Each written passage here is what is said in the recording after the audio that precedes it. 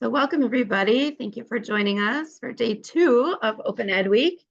I'm Erin Maney. If we haven't met, I'm the Manager of Communications and Community Engagement at SUNY Online. It's my pleasure to welcome you to today's Open Ed Week webinar. We have 3 sessions today, so hopefully you can attend a few of these and participate. We also will be sharing the link to the recordings, so you can come back and also share those out with other folks who you think may benefit from them. So today we're pleased to host Rachel Rigolino from SUNY New Paltz to share about social annotating with text in the public domain. Rachel teaches in the English department at SUNY New Paltz, where she's the coordinator of the Supplemental Writing Workshop Composition Program for developmental writers. She's been teaching online since 1999. And over the past 2 decades, she's focused much of her professional energies on remaining current with educational technology and online pedagogical best practices, particularly in the area of online writing instruction. Rachel is a 2021 SUNY Online Teaching Ambassador as well. So welcome, Rachel. Thank you so much, Erin. This will not be an hour-long presentation. I'll say that up front. This is going to be, shorter than that. And I'm just going to begin by saying that I think what motivated me to send this presentation in is to say I'm really a fan of social annotation, and I took the brave step of completely doing away with my discussion boards and replacing that with social annotation. So I wanted to talk a little bit about today about social annotation, but not tied to a textbook. So if you use, I know perusal, for example, is often, it's tied to a textbook much of the time, not all the time. But this is social annotation, not tied to a particular textbook, but finding mostly things in the public domain or OER text. So let me just share my screen. All right, so I thought I would begin by just reviewing some terms that even I had to look up myself. So social annotation, how do we define that?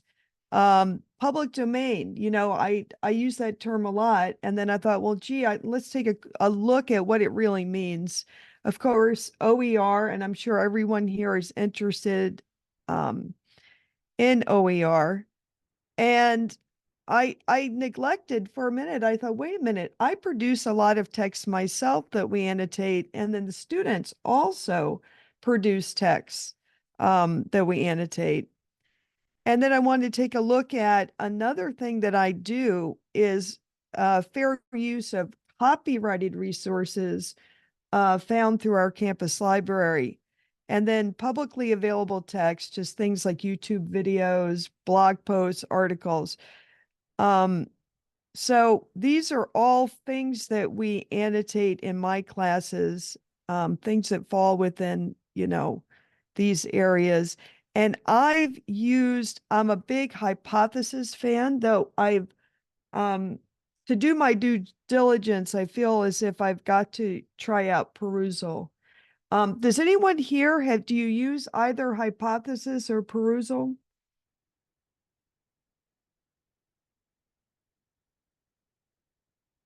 Okay. So yeah, I'll show you what it looks like, these programs.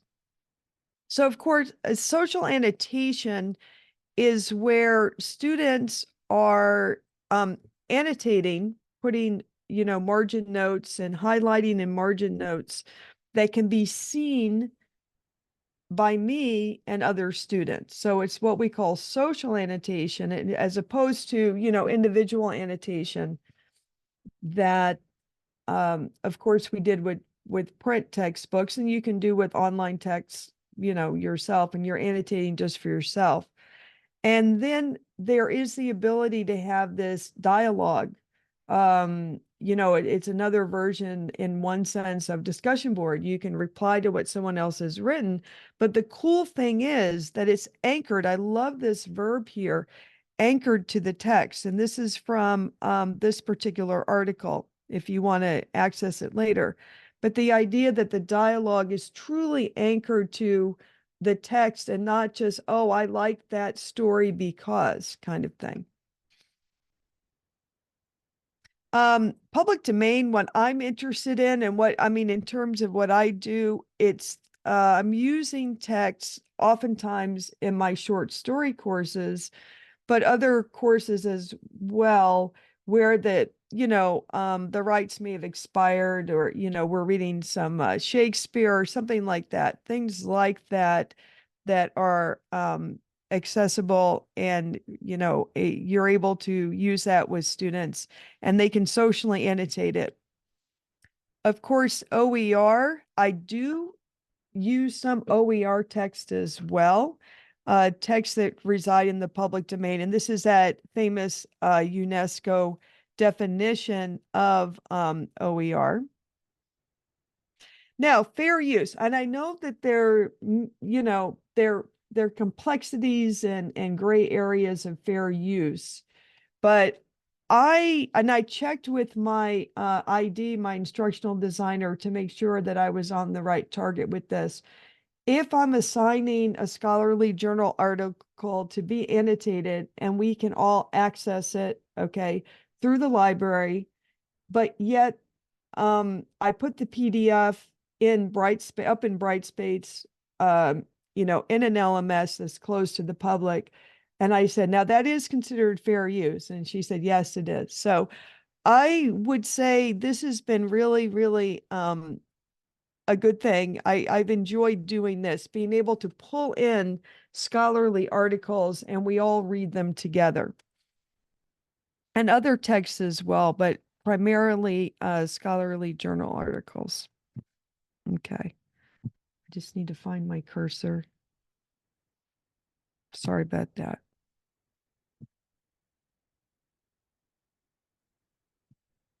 I'm operating with two screens. Oh, here we go.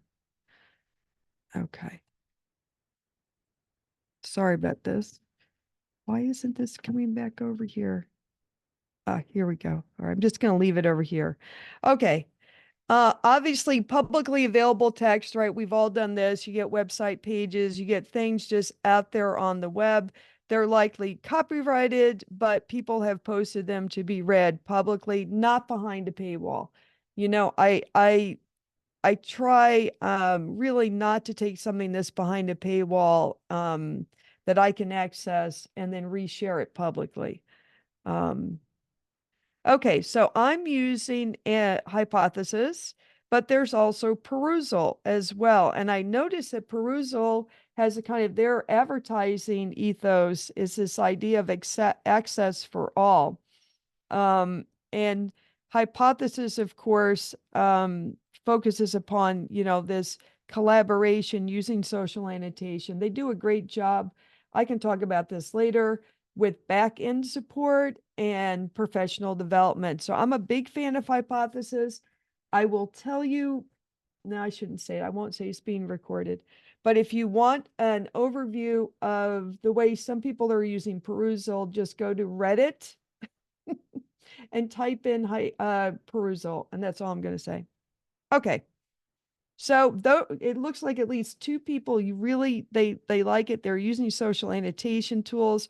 This is my Rip Van Winkle copy of Rip Van Winkle. So obviously the students go up and they highlight and then they leave their discussion posts like this.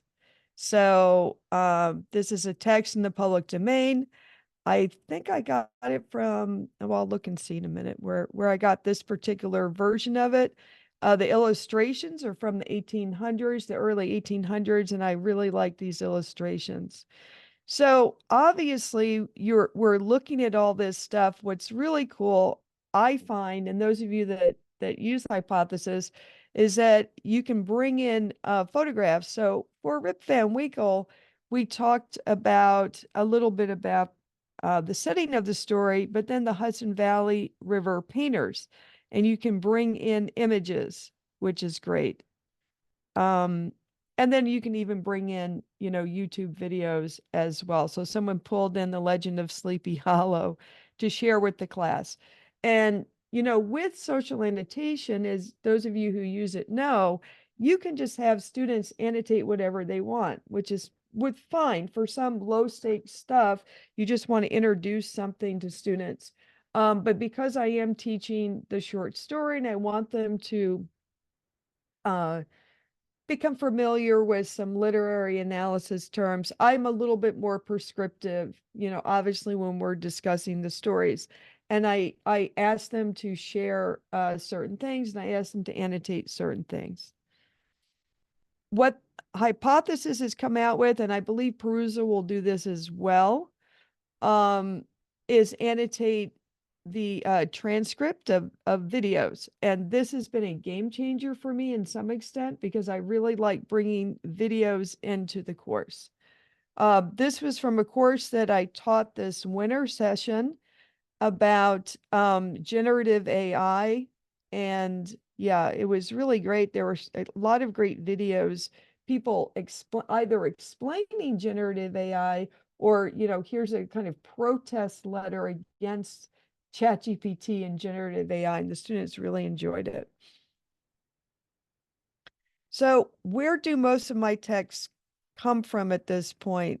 From the public domain. And, if you look and see what the copyrights in the US, anything published before 1929, that works really well, right? For my short story course, a lot of the texts are in the public domain, but of course, then later on, the texts are not. And I have to use the library usually to come up with other texts to annotate. Obviously, there are many places on the web. We all know Project Gutenberg. We've got all kinds of Creative Commons, Internet Archive, El Biblio here, Wikisource.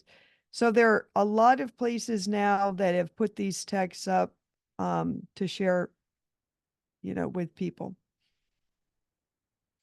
Now, publicly available texts like that YouTube video are fantastic, but all of us probably know this, that of course they can go down at any time. We have, for example, a certificate course that we're offering at SUNY New Paltz, and unfortunately, some of the videos, the college just took the videos down.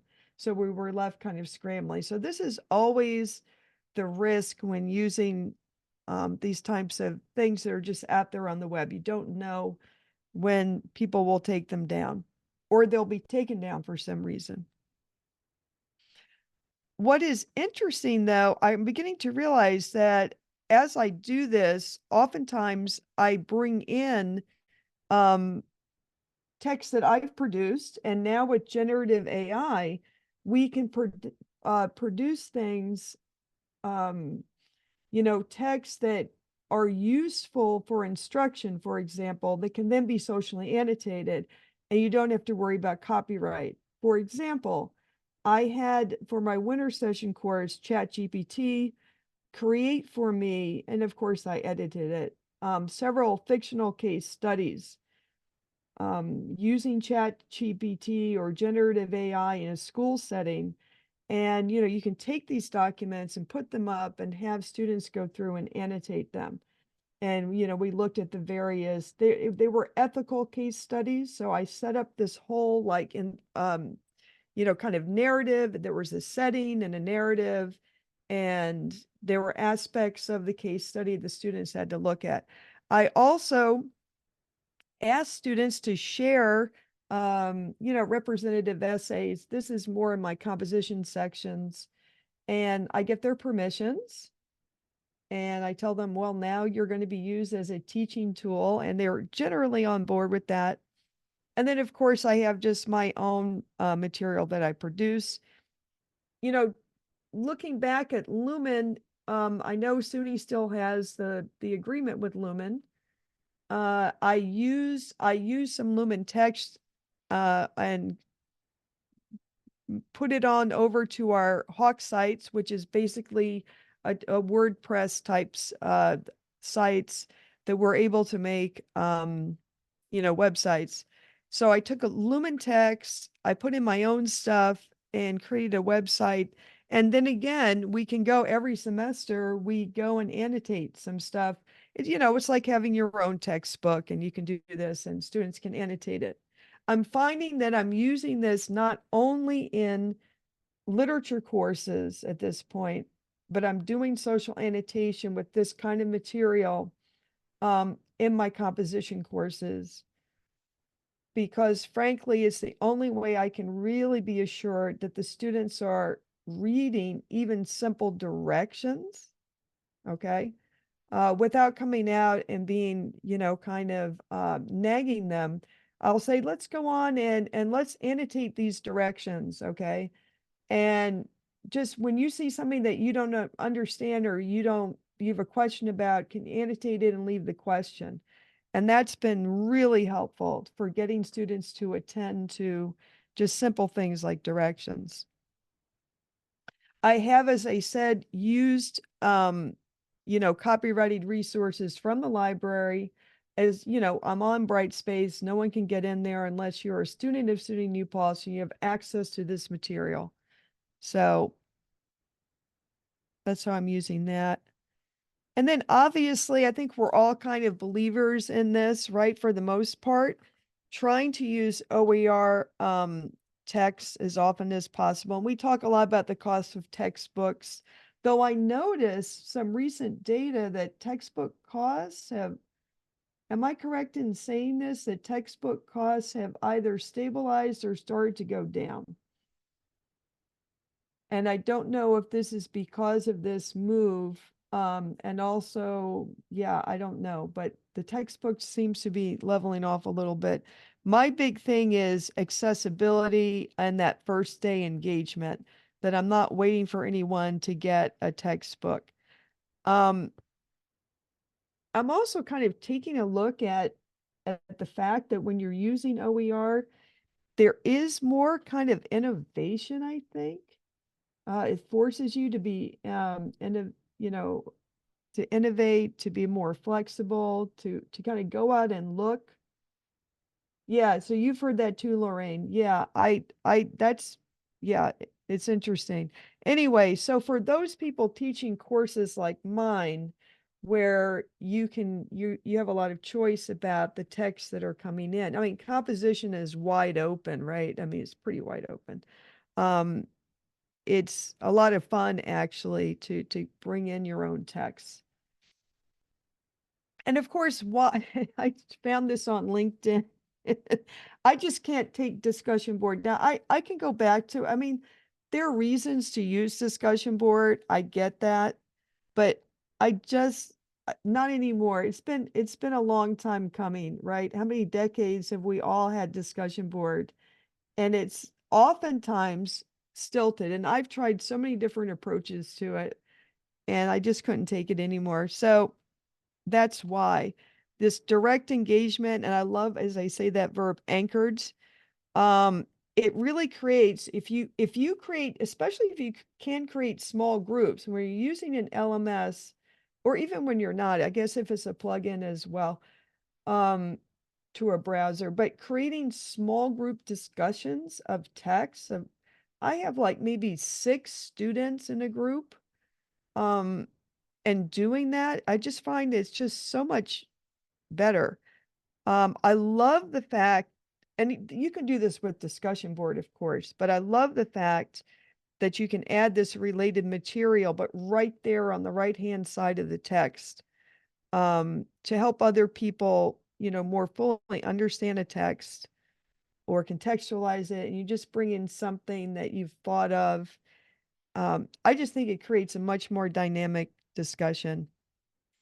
So kind of in closing, it's, I don't know, I think that it works really well. And I like this idea of this creating community of learners, looking at a text rather than, a thread on our discussion board. I think it also moves away the discussion from the kind of questions, I would try to come up with new questions for my discussion board, try to filter in some new discussion questions, in part because I couldn't stand my own questions after a while. I mean, I got so used to them. it just opens things up. And I think it is kind of democratizing of the learning, because students choose what to annotate to a great degree. And, you know, it just, they're the ones sharing what really makes them excited about a text. So yeah, so that's basically all I had to say. I'd love to know what everyone else is using social annotation for. So Kurt, what are you using it for?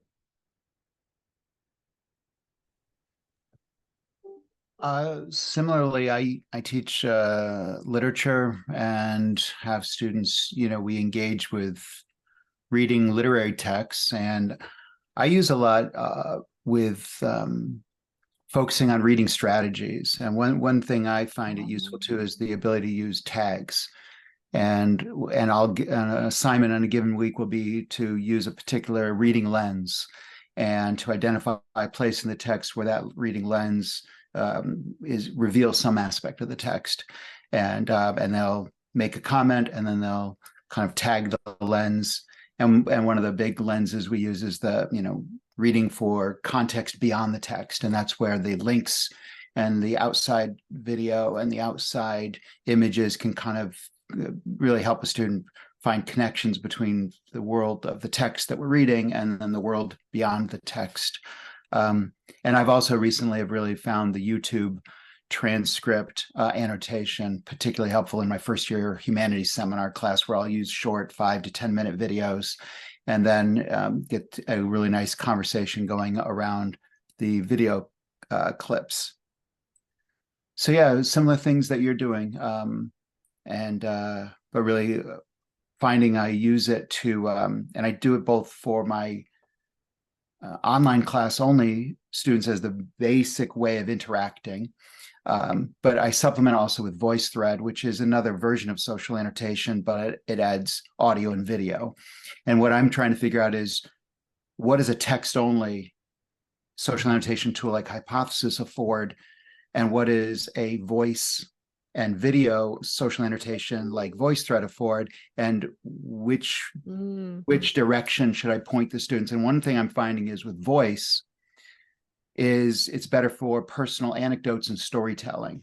So if we're using the lens of reader response theory and we're going to place or the mirror lens of where do we see ourselves in the text, I'm finding those do well if we can just kind of riff on an idea and people record their thinking. But if it's something where they're going to apply a theoretical lens or something more factual or literary or analytical, Hypothesis text only, I'm finding works better for that. So that's the big place I'm at. I've got 2 social annotation tools in the same LMS, and let's try to find which serves what purpose better. That's great. You know, the VoiceThread I haven't used. I did used to encourage students to do like little mini reviews. They got points for creating a review of a text, but maybe I need to investigate the VoiceThread. I think that was great, Kurt. It's a good approach, right? To look at what purpose do the tools serve and how can you leverage them for student learning and engagement, in a more meaningful way. Thank you for sharing that. Right on. Matt, I see your comment in the chat, and that's really interesting too, to use the Office or Google Suites for social annotation, but I also see your hands up, so I didn't know if you wanted to extrapolate on that or ask a question as well. I was just doing exercises. No, I looked it up. I forgot. Yeah, I was just thinking, since we are on the topic of OERs as well, one of the things is what's the lowest cost option to bring in social annotation? So I wasn't really up on the term social annotation, but I think you could say it's equivalent to having a live document. So you could have collaboration within a live document and use the campus's productivity suite, if that is Office or Microsoft, or if it is Google. And then you could get the embed code. You could drop that into an HTML content item in Brightspace. And I'm not sure, I haven't messed around with it, but I wonder if students could actually do live annotation using these questions don't come up until we have this conversation. if they could do live annotation on an embedded document in a content item in Brightspace, and then they could just go to a Brightspace content item and just be shuffling things around. And then I was I saw a lot of these options that third-party vendors have available eventually are absorbed into these suites. So Adobe, you know, they now have the option to share it. It gets updated or uploaded into the Adobe cloud, and then you can share a public link with the students, and then they could add comments to do live annotation through the Adobe suite, either anonymously as a guest or authenticated. It's so tough to keep up all these offerings, and then they're all trying to like absorb what the third party tools were doing. I don't know, just food for thought. Is it the equivalent, like is a live doc in a productivity suite the equivalent of social annotating, or there's other options like tagging you were talking about? I'm not sure if tagging would be like something that would be available in the Office 365 or in Adobe. Yeah, I don't, it's just cleaner, you know, I don't know. I get a couple of things on our campus, the links to the document that you share, they shut it down. Like, I don't know why, but like after a few weeks, they disappear. That link is no longer accessible. So that's one problem I have with sharing. This to me is cleaner. I think you can do more with the hypothesis than in just the social annotating a document in Google Docs or Word. I'll add to that from my experience is that the thing that both VoiceThread and Hypothesis afford is grading, scoring right in the LMS. And you really wouldn't. I don't see any other way of doing that with the live, with a Google Docs or anything like that. So you can monitor, you can score, you can feedback. It gives you just that course management tool that's directly interfaces with the Brightspace gradebook. Yeah, it would be nice to have a compare, contrast, pros and cons document and see if the options that are available with a third-party tool are worth the purchase over the already purchased campus productivity suite.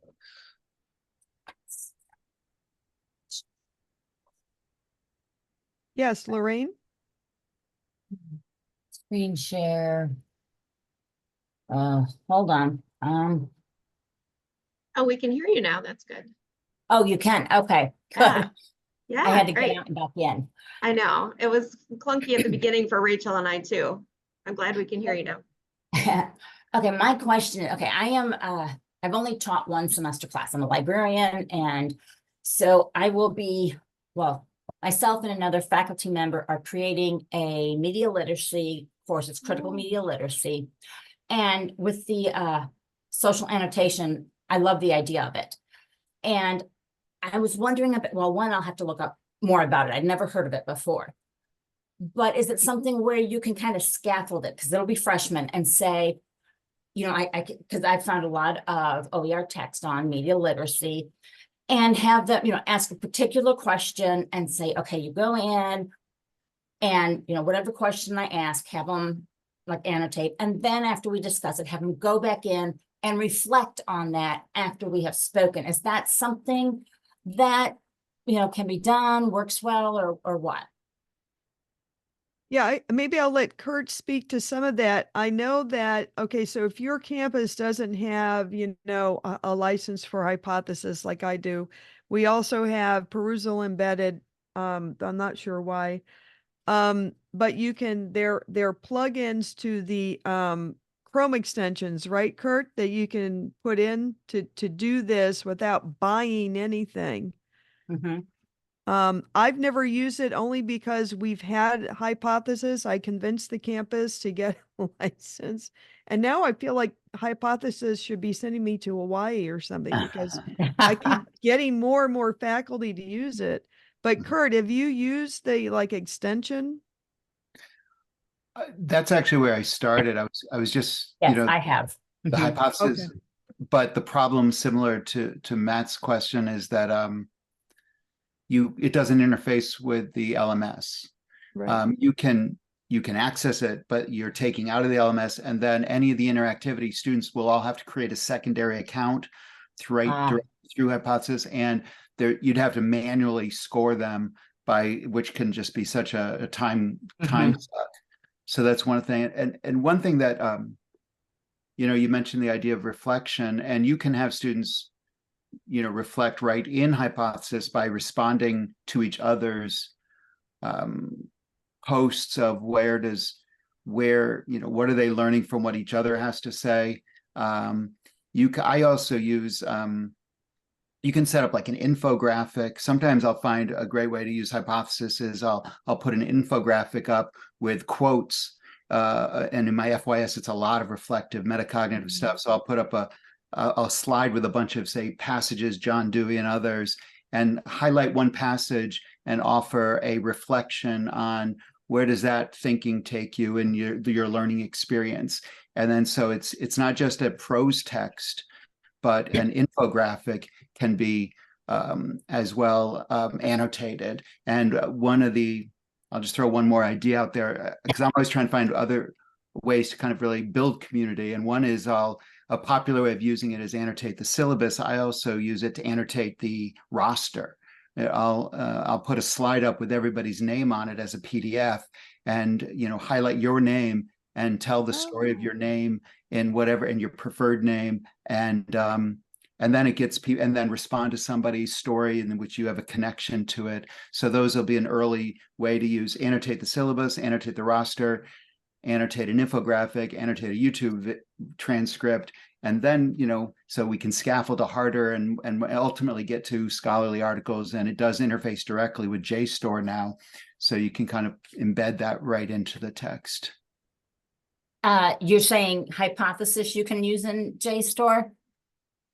And is that just the extension that you would use with JSTOR, or is it something else? Through the LMS, through the official, purchased version, you can now link web content, OneDrive content, Google Drive content,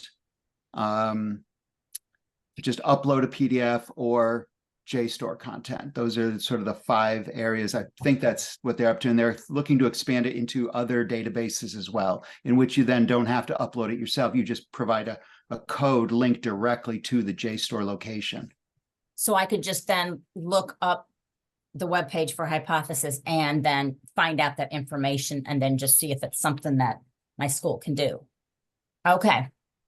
I will check that out. Thank you so much. I'd like to know, has anybody used Perusal?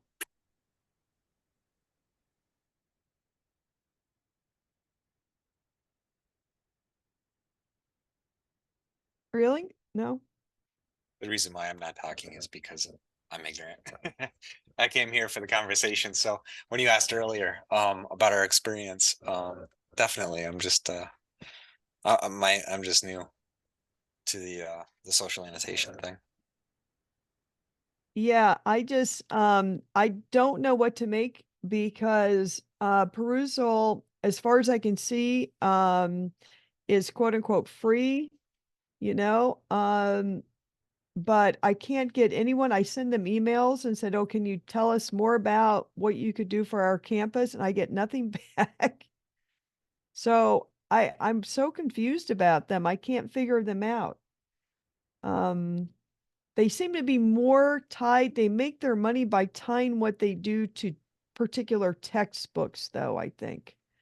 Yeah, I just dropped the link in chat for the integration. I think Kurt was talking about it too. It does say there's no cost to use Perusal beyond the cost of purchasing the book. Right. And you can upload, so we do have some faculty members using it. You can upload your own PDFs.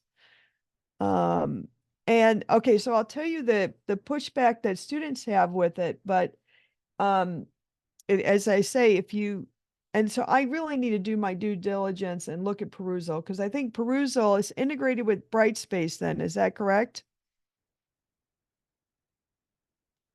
Or do Looks we, like, yeah, you just have to replace or place the request to third-party tool. okay.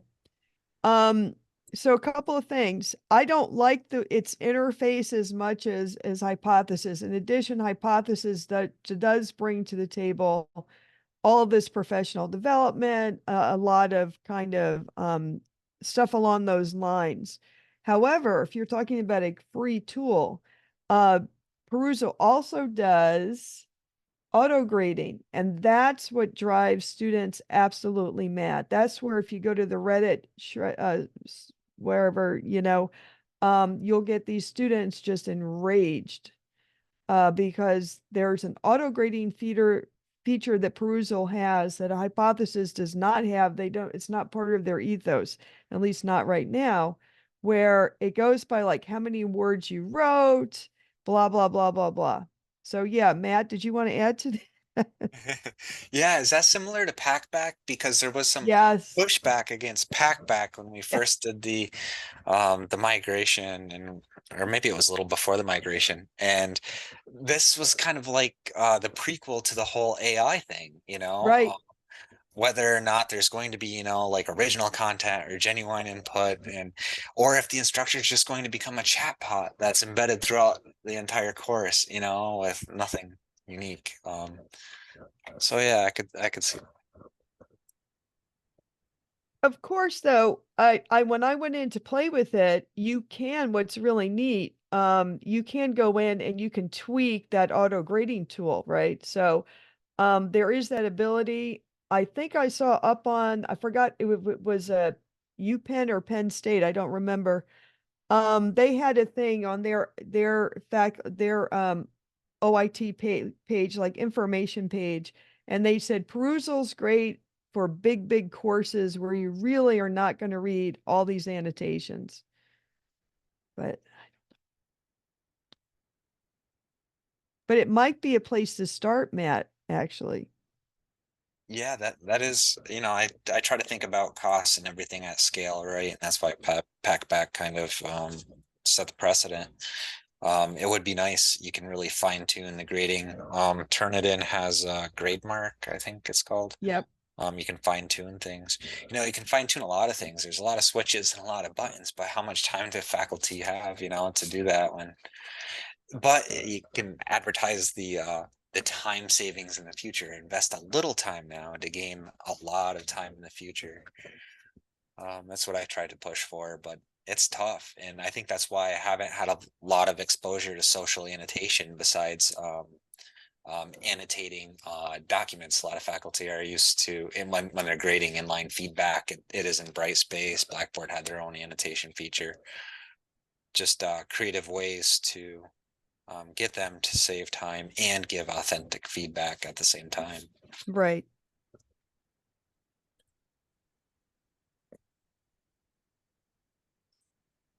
Yeah, it's a great conversation. It's nice to look at other people's approaches to this, see different use cases, and see how we can all just put our heads together, brainstorm. Well, I really appreciate. I was just going to say, I really appreciate this session. Having never heard of social annotation, I mean, I did the Hypothesis, but for my class, I think this is going to be great because the more interaction they have, I think the more they'll think about it. And one of the big things I want to do with the media literacy is the effect on personal identity and on culture. And I think with that reflection and using the Hypothesis, the social annotation will make them think more and hopefully give them an idea of what's going on so that they are personally cognizant of it. Well, I was going to say, and for Lorraine, for your situation, and as Kurt was saying, you don't have to use this. I use this on my async classes. I just did away with discussion board, but I use it all the time. I teach in person and also HighFlex, where I can throw something up at the last minute and say, let's spend 5 minutes annotating this during a class session, or having them do it in preparation then for like class discussion. And it's just so much better, as they say. Oh yeah, Kurt. One thing I'm trying to make more use out of it, I don't know if we've touched on, is first I just want to I want to try to, how can we replicate a seminar discussion in social annotation?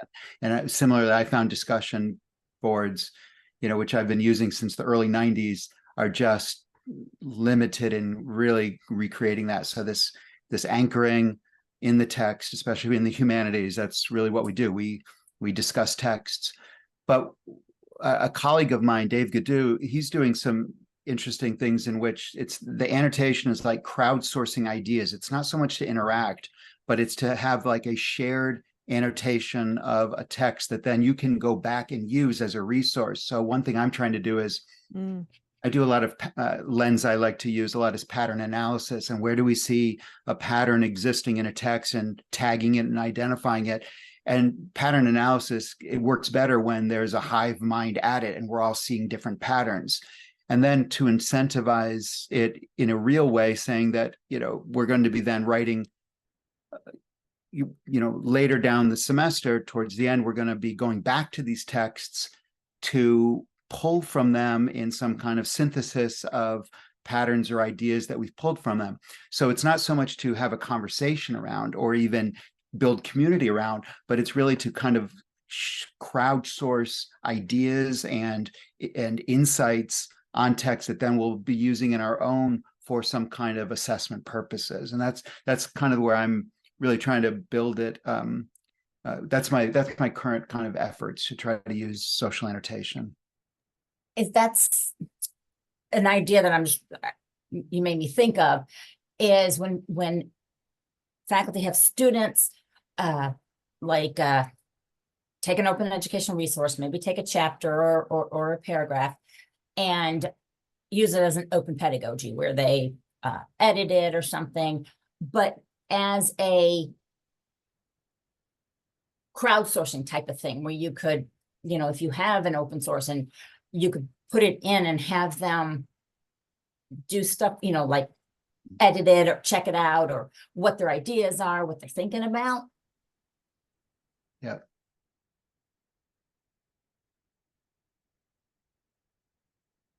I think this is somewhat related, though not quite. Well, kind of, with my AI I forgot what I named the course, but it was looking at generative AI in certain applications in education, business, and then also bringing in some sci-fi literature. But what was so neat, because all of us are learning, right? The students, I had mostly students who were going to teach. They were preparing for their professional semesters and they were squeezing this course in. And we were just bringing in, and that was the cool part for me this winter semester, was having them bring in material that I had never seen because it didn't exist. And that you talk about coming up with ideas and ways to look at something. I mean, all of us are learning about generative AI. And it really was probably the most fun course I've taught in years, because all of us were creating this meeting and sharing these resources. And it was all through hypothesis we were doing this.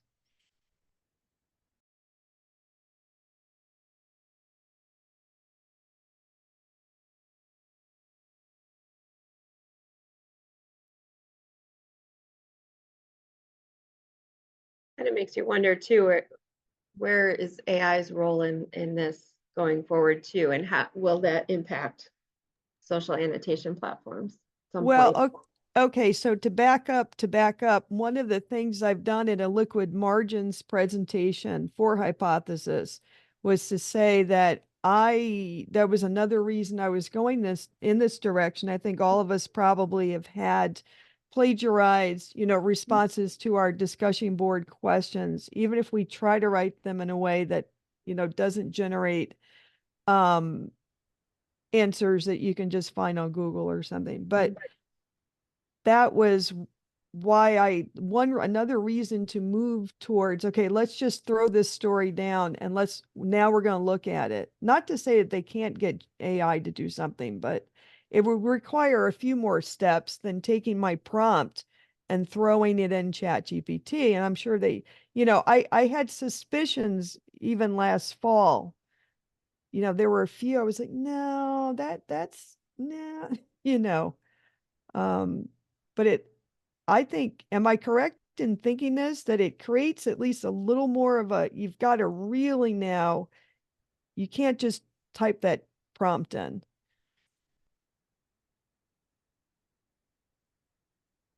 Yeah, I think that's true with using a tool like VoiceThread also, right? That you have, you know, it's a different way to get at student learning. I think you were I've talking been, about engineering, sorry. Prompt engineering, right? Yeah, we talked a little bit about that yesterday. Yeah, I think it's going to be really important. I think it's going to be a core part of the curriculum for a lot of fields, since prompt engineering would actually vary per subject matter. Mhm. It's kind of my feelings on it. Another thing I was thinking about AI is it would be really nice if like Turnitin had, I'm still exploring it, I got to reach out to a rep, an option for students to check their paper with AI. And if it's 100%, you could have a syllabus policy where you can check your paper beforehand, and then something like you can have a oral exam if it's 100% and you still think it's yours, and then there's no liability on the, or yes, liability if the instructor accuses them, because there has been some false accusations going around. So then the option would be, hey, the student saw it's 100% AI and they opted in to have a voice or an oral examination, and that's what it states on the syllabus. I don't know, just trying to think about the accountability for false accusations. Sorry. Yeah. Sorry about that, Kurt. I interrupted you. no, it's such an interesting question on, you know, and I know Remy Kellier has done he did a thing on Twitter where he looked at, can you use AI to post marginal comments in a social annotation? He kind of found ways that you really could, but he ultimately, his conclusion was it's going to take more work at the moment to get AI to read your PDF, to embed your prompt, to find the passages, than just actually doing it yourself. And so that is one thing, but when I think we're a few generations of AI away from replicating voices and videos. So that's where VoiceThread, I think, will be a step ahead, when we do record what we're saying in a response to a prompt. And one thing I've found, VoiceThread's a little chunky, but it works better with slides, but I am experimenting with putting up whole PDF, 20-page PDFs, and you go to that page in the PDF, and just like in Hypothesis, you use the stylus tool, you circle the passage you want to talk about. So we're still anchored in the text itself in our conversation. And then you offer your response to whatever the prompt might be on that passage. And then you respond to each other with voice or video. And I think that's a few steps away from AI being able to kind of really replicate the human. You know, I don't want to see the world in which AIs are just having conversations on our behalf on a text. That's a pretty sad dystopian vision of learning. Well, now I'm going to have to try the VoiceThread. I do I use Panopto screen capturing recording to leave feedback on student work all the time. And that's even with my face-to-face students now. So I think there's a great value in that. Of course, the AI could write the script that you read for the VoiceThread, but, you know, yeah, but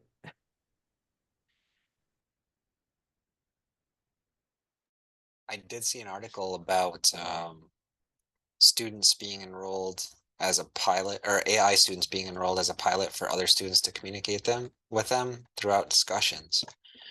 So a few generations away, it almost seems like everything's increasing exponentially. You say a few, I might say a couple.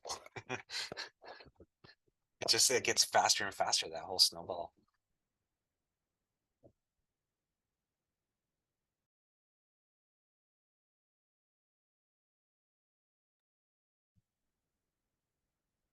Any other closing thoughts as we approach the hour? good conversation. Really appreciate that. Thank you very much, Rachel. Really appreciate it. Oh, no, thank you all for showing up. Sometimes, I'm in here with Erin and there's like one other person, so I really appreciate it. Thank you so much for attending. Thank you very much. Oh, good, Bren. I'm glad you got to see this then. That's great.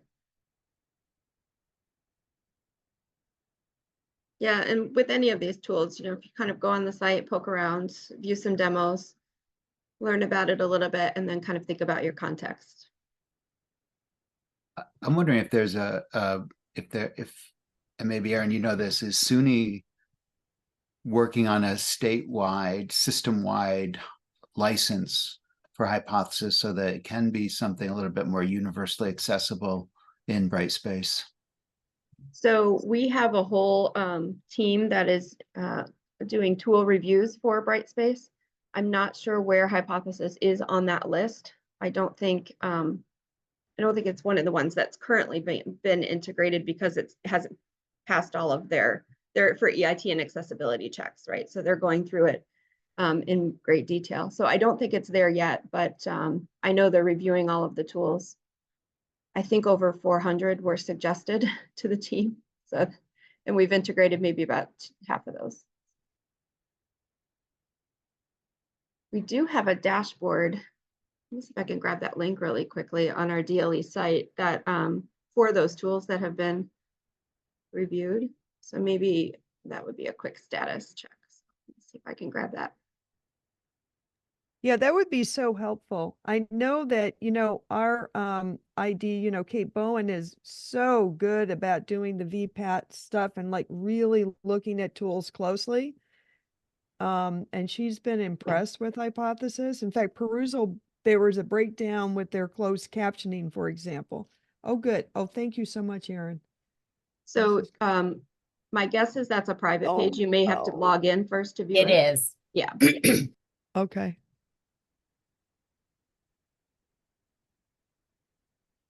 And Hypothesis is on the list. So we can see where that stands.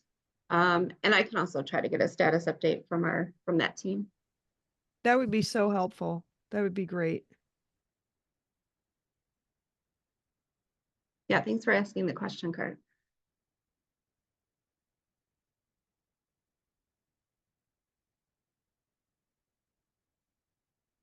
Oh, thanks for that, Matt. Okay, great.